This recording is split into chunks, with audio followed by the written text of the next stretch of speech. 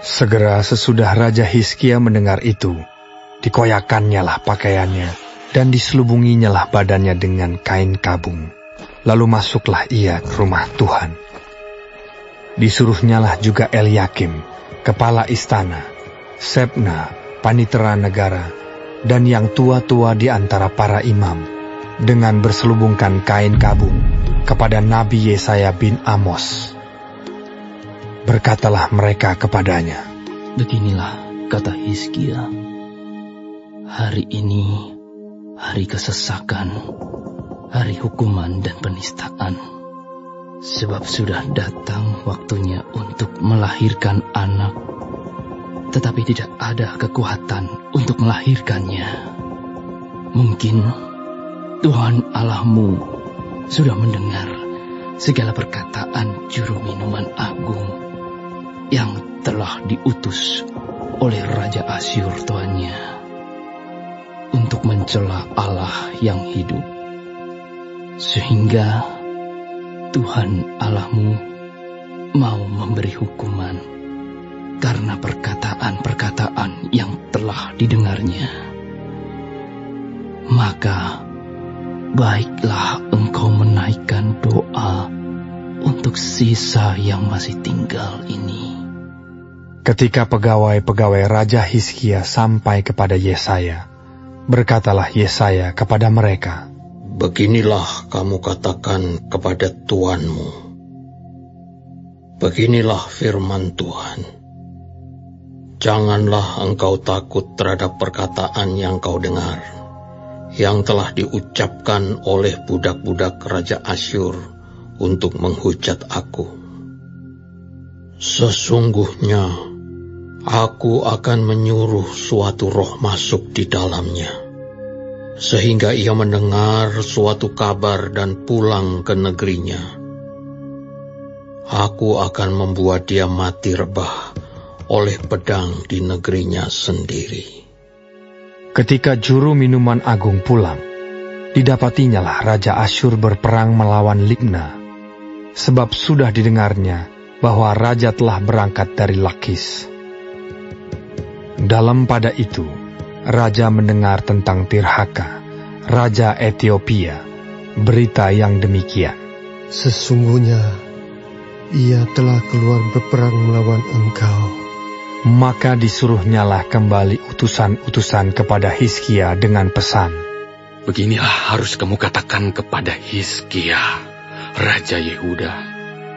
Janganlah Allahmu yang kau percaya itu memperdayakan engkau dengan menjanjikan Yerusalem tidak akan diserahkan ke tangan Raja Asyur. Sesungguhnya engkau ini telah mendengar tentang yang dilakukan Raja-Raja Asyur kepada segala negeri, yakni bahwa mereka telah menumpasnya. Masakan engkau ini akan dilepaskan?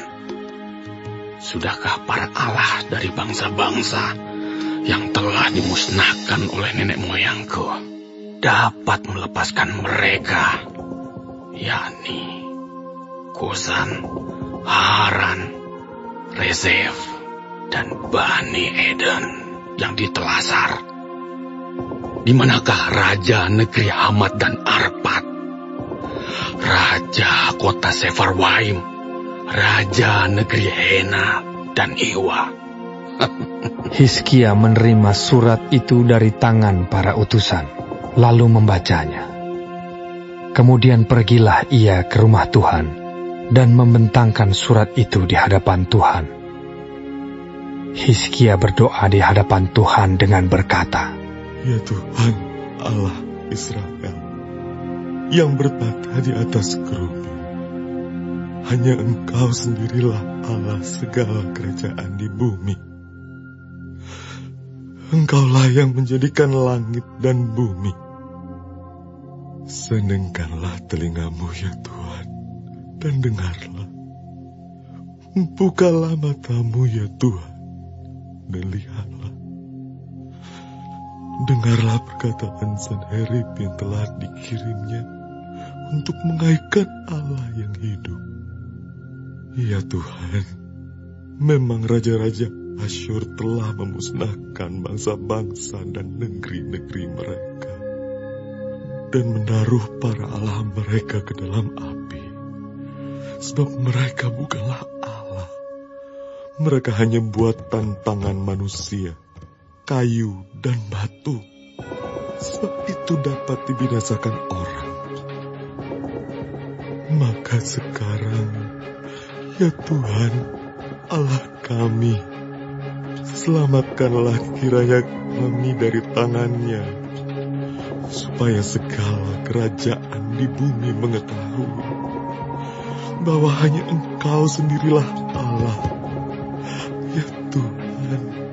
Lalu Yesaya bin Amos menyuruh orang kepada Hizkia mengatakan, Beginilah firman Tuhan, Allah Israel. Apa yang telah kau doakan kepadaku mengenai Sanherib, Raja Asyur, telah kudengar. Inilah firman yang telah diucapkan Tuhan mengenai dia. Anak dara, yaitu Putri Sion, telah menghina engkau, telah mengolok-olokkan engkau. Dan Putri Yerusalem telah geleng-geleng kepala di belakangmu. Siapakah yang engkau cela dan engkau hujat? Terhadap siapakah engkau menyaringkan suaramu dan memandang dengan sombong? Terhadap yang Maha Kudus, Allah Israel. Dengan perantaraan utusan-utusanmu, engkau telah mencela Tuhan, dan engkau telah berkata, dengan banyaknya keretaku aku naik ke tempat-tempat tinggi di pegunungan, ke tempat yang paling jauh di gunung Libanon. Aku telah menebang pohon-pohon arasnya yang tinggi besar, pohon-pohon sanobarnya yang terpilih. Aku telah masuk ke tempat permalaman yang paling ujung, ke hutan pohon-pohonannya yang lebat. Aku ini telah menggali air dan telah minum air asing, dan aku telah mengeringkan dengan telapak kakiku segala sungai di Mesir. Bukankah telah kau dengar bahwa aku telah menentukannya dari jauh hari dan telah merancangnya pada zaman purbakala? Sekarang aku mewujudkannya, bahwa engkau membuat sunyi senyap kota-kota yang berkubu menjadi timbunan batu, sedang penduduknya yang tak berdaya menjadi terkejut dan malu. Mereka menjadi seperti tumbuh-tumbuhan di padang dan seperti rumput hijau, seperti rumput di atas sotoh atau gandum yang layu sebelum ia masak. Aku tahu jika engkau bangun atau duduk, jika keluar atau masuk, atau jika engkau mengamuk terhadap aku.